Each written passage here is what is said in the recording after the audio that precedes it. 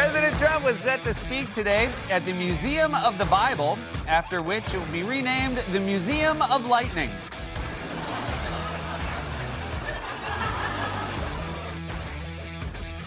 Yes. Then the audience went out and looted the local drugstore because they're Democrats. It's not about race, as the Democrats want to make it.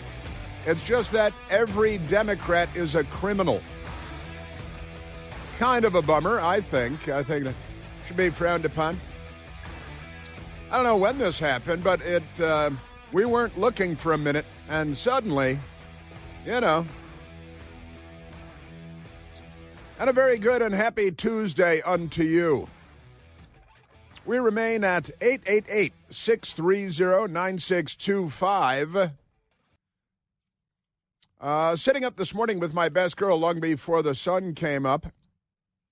I would confess we were still in bed. I had my iPad and my best girl with her laptop, and I have a little kind of tray table there, surfing through news and information, and the television is on, what with the cable and all of that, and the DVR. Have you seen these DVRs? They're pretty good, don't you think? And everywhere you look, there's another crazy Democrat crime story from Los Angeles where they're fighting against immigration and customs enforcement, enforcing the laws of the United States as passed by the Congress of the United States, having to do with illegal alien gang members and criminals. And did you see in Chicago, they're doing the same thing because ICE is in there arresting. Did you see they arrested the illegal alien from Mexico who had been arrested and charged and found guilty of sexually assaulting a girl under the age of 13, And then he was released because Democrats are in charge. And like, what are we going to do? He's an illegal alien. You could deport his criminal child rapist ass, and you could be proud of that, but not the Democrats. They've got the governor there, the inherited billionaire circumference, J.B. Pritzker, and he is just angry, and he doesn't want to enforce the law. He doesn't want the federal government to enforce the law. He wants to make sure that laws are not enforced, particularly, but not exclusively, when it comes to illegal aliens and illegal alien gang members, because, Democrats and the mayor there in the once great city of Chicago, Illinois, let's go, Brandon Johnson, he, too, wants to make sure that laws are not being enforced. They're against enforcing the law. They're not on our side. In Washington, D.C., my mayor, she's been better than most, I think, in saying that she will accept, even welcome, the federal law enforcement help to enforce laws since they've defunded the police and underfunded and understaffed the police. And in Boston, got a great story. I only touched on it yesterday. In Boston, we've got another Democrat on the city council there who's on her way to prison for accepting thousands in bribes in the bathroom at the City Hall building. And she is, where's she from originally, Michael? Cape Verde. Cape Verde is where she's from. I stopped there for gas one time aboard an airplane, a U.S. Air Force airplane. She's from Cape Verde, and she's not on our side. She doesn't share our cultural values. But this is kind of an amazing story, and she's only going to go to prison for a month, 1 month, for taking all these bribes, thousands in bribes. But it gets crazier from there because she's really something. She's a Muslim woman who wears the chador everywhere she goes, and her brother, she has a brother also, and it's kind of an amazing story because I think he's the one in prison for murder, right? Isn't he the one in prison for murder, her brother? The Democrat family is not what it used to be. It's not exactly Leave It to Beaver when you're hanging out with the Democrats. Amazing stuff. So they're fighting against crime fighting. You want to arrest illegal aliens sitting in parks who have been convicted of sexually assaulting a girl under the age of 13 who's in the country illegally, and he's not being deported after he's found guilty and sentenced, and then they just release him and they put him back on the street because the Democrat Party is pro-crime. There's really no other way around it. We've got the mayor, used to be a member of Congress, of Los Angeles, Karen Bass, who's angrily lashing out at the Trump administration because they want to enforce immigration laws and get criminals off the street. And the Democrats say, not as long as I'm here, pal. We're going to keep more criminals on the street. Isn't that amazing? So the, what's it called, Operation Midway Blitz going on in Chicago with Immigration Customs Enforcement. Democrats are against enforcing the law. They think it might frighten the criminals. And by the way, illegal immigration is illegal, but pay no attention to that because the Democrat Party certainly doesn't. We've got extraordinary things going on today. So this all across the country, and I was again sitting up and having our breakfast snacks and orange juice and field of greens and what a banana and then the yogurt with what do you call it, granola and blueberries. It was it's what my best girl brought, and I was hungry, so I ate it. And it was pretty good. But but we were talking, and I said, just watching the news, I'm like, do the Democrats have a hero that's not a killer? Because now we got the psycho killer on the train in Charlotte, North Carolina, who mercilessly murdered the Ukrainian refugee woman, 23 years old, lovely young woman, butchered savagely by this mentally ill lunatic. Even his mother, with a long rap sheet, 14 arrests at least, and even his own mother said, well, he's a schizophrenic, and I tried to have him involuntarily committed to a mental institution because he'd been getting so dangerous. That's his own mother. That's a pretty good sign. And now, Michael, your mother's never said that about you, has she? Has your mother ever tried to have you involuntarily committed because of your schizophrenia or anything? No, I think you're probably okay with Mom. Then that's good. But this guy's mother, he's such a psychopath. He needs to be committed. And I said, well, you can't just commit him. He needs to be involuntarily committed. And then he was not involuntarily committed. I'm going to go out on a limb here and say there were probably Democrats in the machine there somewhere that made sure that he was not involuntarily committed. And then he savagely butchered this poor 23-year-old refugee from the war in Ukraine. And the news media say if you draw attention to it, it's because you're a racist. Now, the murderer, a black guy, schizophrenic, at least 14 arrests in his past. How many arrests do you have, Michael? You don't have just 2. He says just 2. That's not bad. And that's not 14 anyway. And I know they're pretty minor. I think they're pretty minor things. But as long as you don't count that, well, we'll leave that out for now. But remarkable things. The Democrat Party, their heroes watching this morning because Ryan Ruth, you know who Ryan Ruth is? It's hard to keep track of all these news names. It's like following Major League Baseball in a league that you never heard of before. But Ryan Ruth is the Democrat that was arrested in Florida. He was in the bushes along the edge of President Trump's golf course in West Palm Beach, Florida, with a rifle, a Chinese rifle, with the serial number scraped off. And he had a past offense. He's a felon, so he's not allowed to own a gun. But he had the illegal gun with the serial number scraped off, and he was arrested because Secret Service spotted him. And then a passerby spotted the crazy guy running from and getting in his car and racing away. So he's in custody. But Ryan Ruth, he's due in court again today. Jury selection is ongoing. And he is, he's another hero of the Democrat Party, isn't he? He's not on our side. And it turns out Ryan Ruth, yesterday he was in court, part of jury selection. He wants to represent himself because he's a Democrat. They all know better than everybody else. And Ryan Ruth was there. His son, his grown son, and his grown daughter were in the courtroom with him. His other son couldn't make it because he's in prison. His son, Oran, is in prison for child porn because it's a Democrat family. So the guy that tried to shoot President Trump, not the guy that did shoot President Trump in Butler, Pennsylvania at the rally there, but a second Democrat, and not to be confused with the Idaho Democrat that was arrested for threatening to kill President Trump because, you got to keep your eyes on these people. But Ryan Ruth, who showed up with a rifle at the golf course and he wanted to assassinate President Trump. His son couldn't make it to court yesterday. Oran, his name is Oran because Ryan Ruth named his son Oran, and Oran is in prison for child porn. And I thought, well, that's kind of crazy, isn't it? And now the Democrats, they've got all kinds of heroes like Luigi Mangione, who gunned down a healthcare insurance CEO, Brian Thompson, on the sidewalk in New York. He's a hero.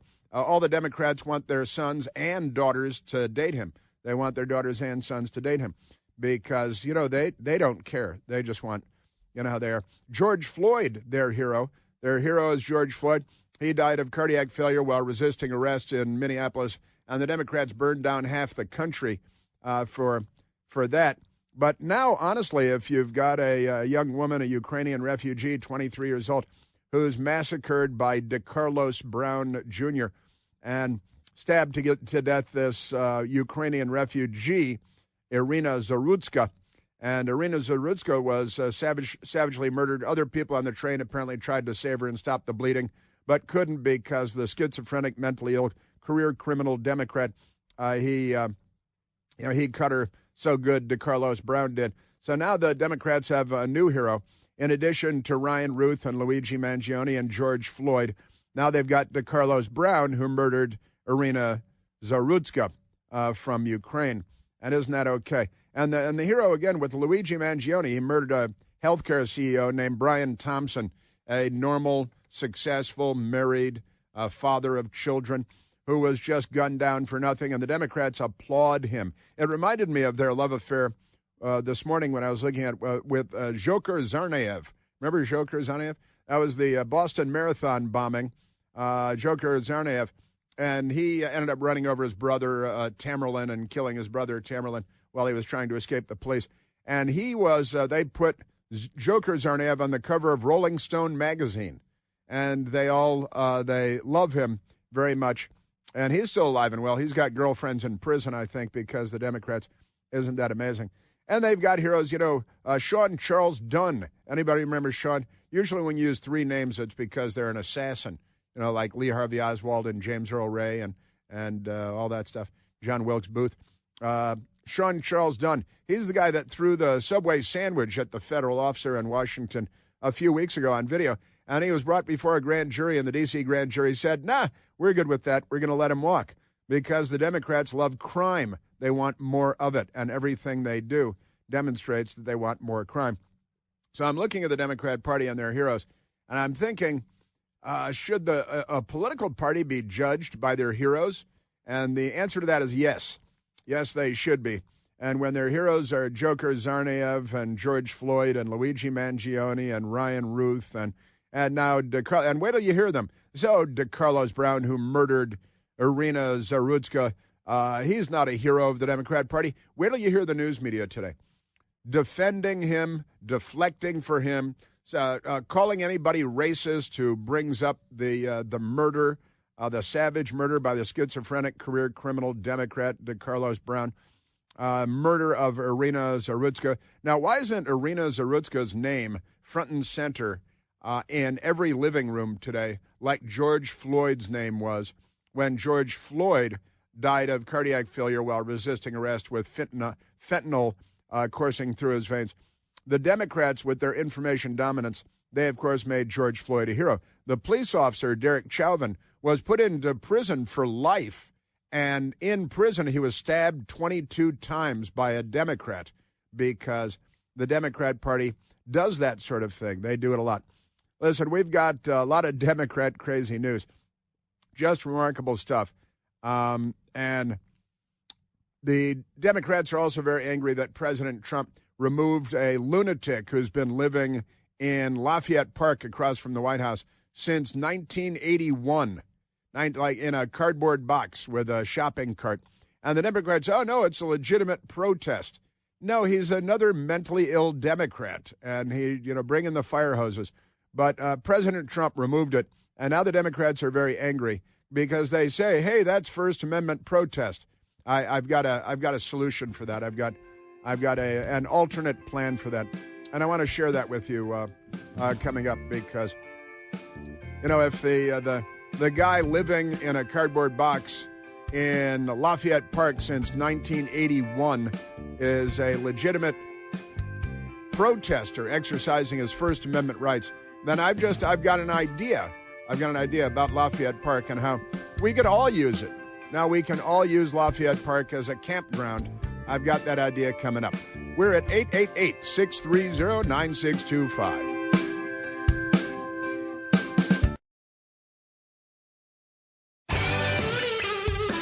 Oh, by the way, the Democrats did set up a GoFundMe page for the Charlotte train murderer of the Ukrainian refugee to raise money for him because they want to marry him.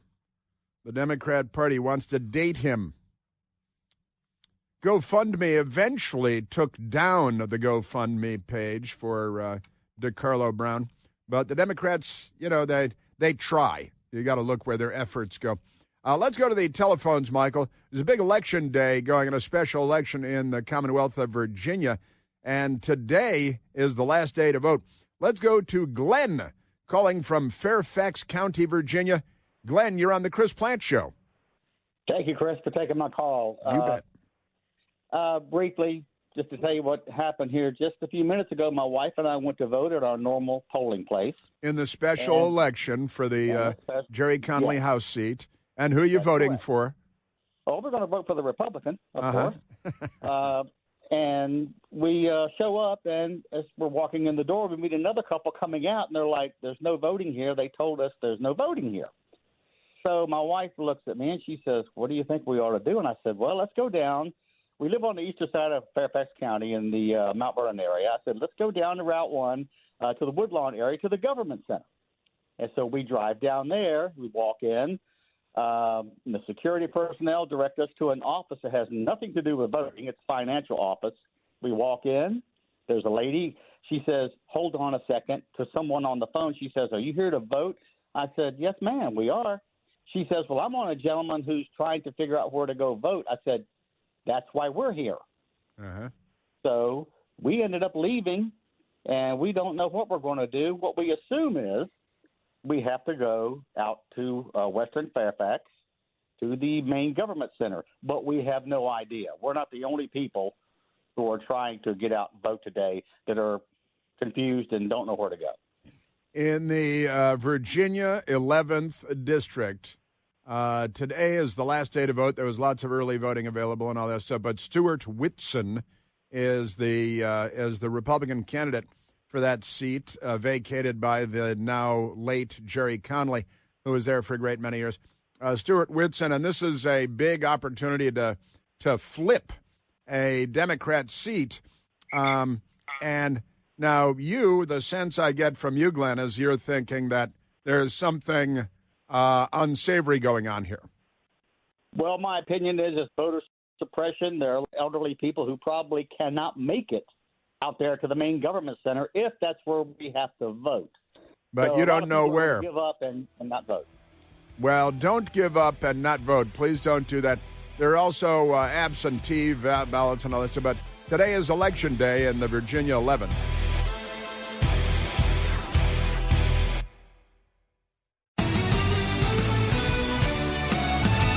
Big news out of the Middle East. Israel has carried out a strike in Doha, in Qatar, which is pronounced Qatar and not gutter or gutter. It's Qatar because we speak English and it's the English pronunciation of Qatar, Qatar. But in Doha, the capital city there, all gleaming skyscrapers, tall glass and steel buildings built by Europeans and Americans. The Israelis have carried out a strike, and they have knocked off a top Hamas official who has been given safe haven by the Qataris for a long time now. But the Israelis carried out a strike, and it's causing much upheaval because, kind of like Democrats here in the United States, the Islamists believe you're supposed to leave their murderers alone. Just let them be. Because, these guys, I'm telling you, the difference between Al-Qaeda and ISIS, right, or let's just say ISIS and the Democrat Party, the difference is narrowing and narrowing, becoming more and more indistinguishable. But the Reuters news agency reporting out of Qatar, Several blasts heard in Qatar's Doha, Axios says. I guess Reuters is reporting what Axios is reporting. It is a circle fest in a hot tub, isn't it? Several blasts heard in Qatar, Doha. Israeli media says Hamas leadership targeted. Hamas leadership targeted. They're pretty good at this sort of thing. Israeli Army radio says Israel tried to attack Hamas officials in Qatar on Tuesday. That's today. What do you mean tried to? I think they're pretty good at this, aren't they? They've done this before, not their first whatever. Qatar's Al Jazeera television, citing a Hamas source, said the attack targeted Hamas-Gaza ceasefire negotiators. Wasn't that like 2.5 years ago that they took the hostages? For how many years are the discussions with these troglodytes, these blood-drenched savages, for how many years are the discussions supposed to go on? Several blasts were heard, right, in Qatar's Doha. And the Israeli media saying, oh, yeah, we're targeting the top Hamas leadership that are given safe haven in Doha, Qatar, including Khalil al-Hayya, the Gaza chief. And that's okay because, they just murder and rape and kidnap and torture to death and throw you in tunnels and leave you to die and hold on to your, they're holding 30 dead hostages now. That's one of the things that they're doing. Man, oh, Manischewitz. I don't know what's going on with that. We just had, what do we have? We had 5 lines, and then suddenly all 5 lines disappeared. I don't know how that happened. That's kind of peculiar, isn't it? Never see that. That's really weird. Maybe it's the NSA. But the several blasts heard, so that's kind of an interesting story. And they've named the guy, and he's a senior Hamas leader who's living a life of luxury in a Four Seasons hotel or something in Doha, Qatar. Isn't that amazing? But the Israelis went in there and killed him because they're not messing around. Now, with that said, and speaking of the Middle East and military action, this is a wild story that popped last night. And I've got to tell you, when I first saw it, I didn't believe it. I thought, this is fake news. This can't be true. And I kept checking on it last night, and finally I was up till 12:30, midnight 30 last night, and up at 5 a.m. this morning. But that's not important now. Here's the headline from the New York Post. Iran-Contra figures Oliver North, Colonel Oliver North, the United States Marine Corps, great American, met him a number of times, and Fawn Hall. Remember Fawn Hall, the beautiful blonde woman who was actually working for Oliver North in the National Security Council during the Reagan administration. And she became famous when a reporter brought her to the White House Correspondents' Dinner. I think that was 1987. That was my first White House Correspondents' Dinner. And I met Oliver North several times, met Fawn Hall a couple of times. But here's the story. Iran-Contra figures Oliver North and Fawn Hall secretly marry. They got married 40 years after scandal. There was a scandal of some kind, apparently. Oh, yeah, that Iran-Contra thing that's back when we were on our side. Oliver North and his loyal former secretary, Fawn Hall, reportedly married in secret last month, 40 years after their leading roles in the infamous Iran-Contra affair. A copy of the couple's marriage license, obtained by journalist Michael Isikoff, shows Oliver North, 81 years old, and Fawn Hall, 65 years old, were married in Arlington County, Virginia, on August 27th. That's not so long ago, is it? That's just a couple of weeks ago. It was a secret marriage, a friend of the newlyweds told Michael Isikoff, who used to be a news reporter. Oliver North, a retired Marine Corps lieutenant colonel, was a member of President Ronald Reagan's National Security Council when, in the late 1980s, he was accused of facilitating illegal weapons sales to Iran. The scheme, remember, there were hostages and there were all kinds of things going on. And the Ayatollahs and the Democrats, remember Jimmy Carter said, hey, maybe we should let Iran roll over to the Ayatollahs and abandon the Shah of Iran, Reza Pahlavi, because maybe it'll go better then. And so Jimmy Carter made that decision, and we, the United States, the people of Iran, and the people of the world, certainly the people of the Middle East, are still dealing with the consequences of that decision-making by Democrat President Jimmy Carter. Man, oh, Manischewitz. The scheme was aimed at encouraging Iran-backed militants in Lebanon to release American hostages, while proceeds from the arms sales were diverted to support the Contra rebels in Nicaragua, because the Democrats were on the side of the Sandinistas then, on the side of the communists, and the Democrats were on the side of the Ayatollahs then, and Ronald Reagan and Oliver North were not on the side of the Sandinistas in Nicaragua and in Central America.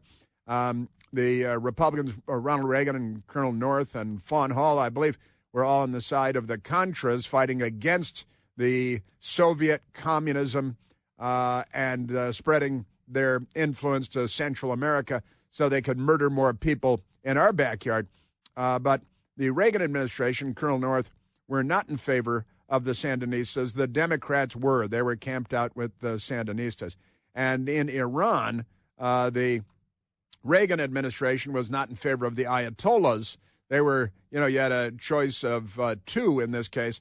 The Shah of Iran, Reza Pahlavi. I actually ran into Reza Pahlavi Jr. very recently at Newsmax and had a nice talk with the son of the Shah of Iran just a couple of months ago, actually. Very nice man. I had met him once in California 40 years ago or something, but that's another story. So this is a big, big story that Oliver North, this is amazing, 81 years old, married a couple of weeks ago, Fawn Hall, 65 years old, and I bet she looks wonderful. I don't see a picture of her here from very recently. She's been minding her own business for a long, long time. But Colonel North, a great American hero and a fighter for civilization. And again, I met him a few times. I spent election night. He ran for Senate in Virginia. He unfortunately did not win. And I was with CNN at the time. I spent the evening at Colonel North's headquarters, his campaign headquarters on election night. I believe it was in Richmond, Virginia. But this is kind of an amazing story that they got married. And it turns out Colonel North got married. They're both single. They were both single. Now they're both married. But going back and forth on this with a number of friends that know a lot about these things. And Colonel North married his wife, Betsy, in 1967. And Colonel Oliver North and his wife, Betsy, were together and happily married until last year. And Betsy passed away last year. And Oliver North now a widower. Also, Fawn Hall had been married, and her husband passed away several years ago now. They're both as widow and widower. And Oliver North and Fawn Hall got married in Virginia a couple of weeks ago. That is, I got to tell you, that is the most amazing.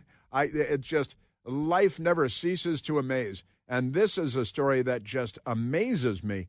And I've got to say, I think they're both good people and nice people. I have nothing negative to say about either one of them. The Democrats are crazy people, of course. But this is a pretty amazing story that they were married in Virginia a couple of weeks ago. How can that be? Just extraordinary. Yeah.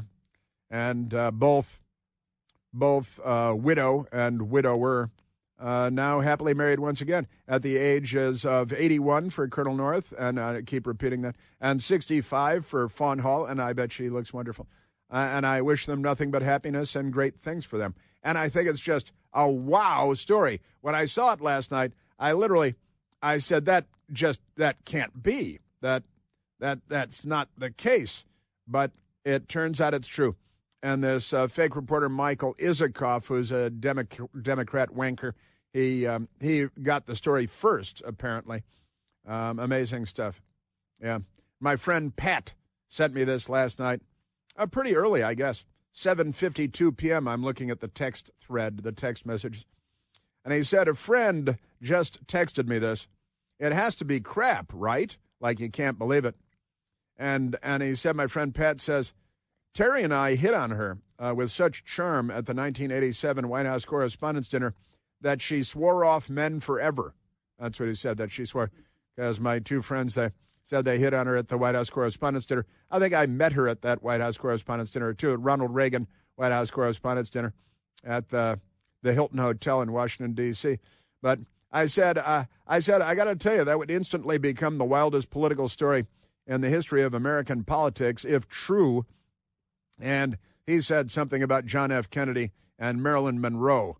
I said, well, yeah, that's kind of an interesting political story, too. But that's, I don't know, not as interesting as Oliver North and Fawn Hall marrying at this stage. Pretty extraordinary stuff, I've got to say. But then I said, yeah, sure. I mean, it can't be true, right? The story I was saying last night can't be true. Womp, womp, womp. Said a couple of other things to my friends that I won't share here because it would be inappropriate. And when I say it would be inappropriate, what I mean is, all right, so we have that. So congratulations and mazel tov to Oliver North, Colonel Oliver North, and to Fawn Hall. And I wish them nothing but, happiness. I think that's quite an extraordinary story. And then we've got a Phillies, the Phillies, Karen, the Philadelphia Phillies baseball game at Miami over the weekend, where the Democrat lady stormed over and stole the baseball from the little kid, right?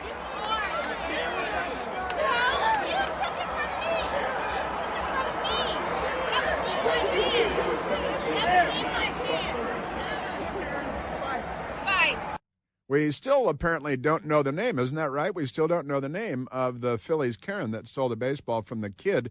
He was there for his birthday at a professional baseball game. A home run hit into the stands near them.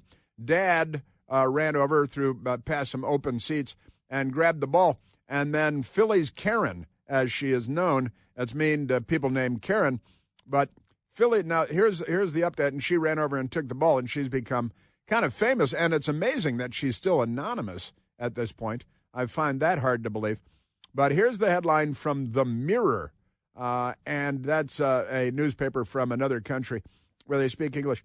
And here's the fun update that I saw this morning. The New York Times has the story too, but they're quite annoying.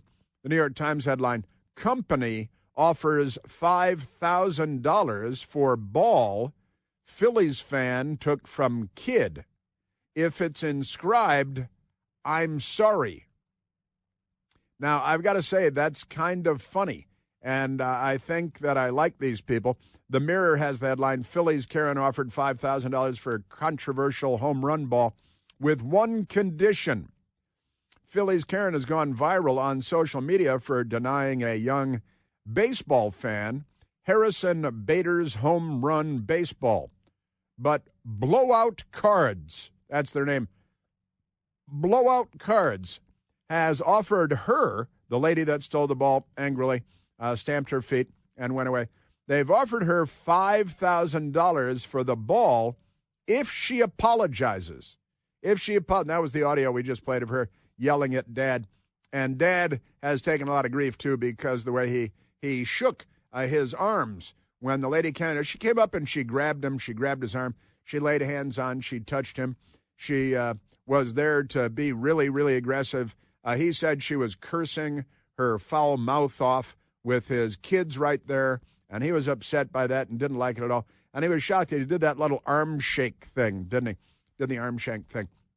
And everybody's been going back and forth about that stuff too, right? Because there's all kinds of fun stuff going on with that. But the one of the funny things about that, a friend of mine texted me. Who was it? It was Tim, I think. Texted me. He said, it's amazing that persnickety father ever procreated at all. See the guy who shook his arms like this? I'm going like this. Like, when she grabbed his arm. He was having a nice little fatherly moment when this crazy Phillies fan, she makes Philly fans look bad. Isn't that bad? And that's kind of a hard thing to do. But a friend of mine texted, it's amazing that persnickety father ever procreated at all. His hand gestures evoke Jack Tripper. What's that show? Three's Company? Three's Company. His hand gestures evoke Jack Tripper on Three's Company, trying to assure Mr. Roper that he has no designs on either Janet or Chrissy. Now that's a generational thing, but that's a very funny line, because Jack Tripper was not very manly at all, and it was assumed that he was gay, right, in the TV show. And he was living with two attractive women. And the only way they could do it is because the landlord was convinced that he was gay, so he would allow it, right? So his hand gestures evoke Jack Tripper trying to reassure Mr. Roper that he has no designs on either Janet or Chrissy. So he's taking a beating, too. But I think this is a lot of fun that Blowout Cards has offered Phillies Karen $5,000 for the baseball, but she has to write on it, "I'm sorry." That's funny. And a good promotion for the company.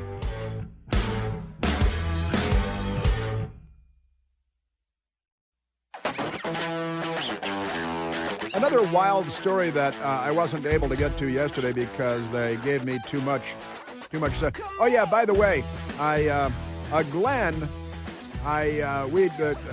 Fairfax County Republican Party contacted us and said you should go to Fairfax GOP, fairfaxgop.org, and there's voter info. I just went there. You punch in your zip code or your address, and they'll tell you where your nearest polling place is, provided that you're in the 11th district geographically.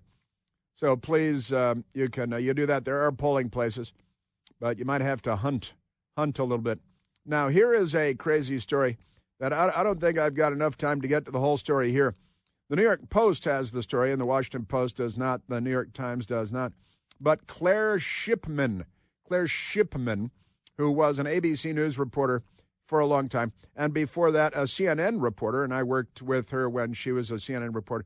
And then she married the Democrat Jay Carney, right, who was the White House press secretary under Barack Hussein Obama.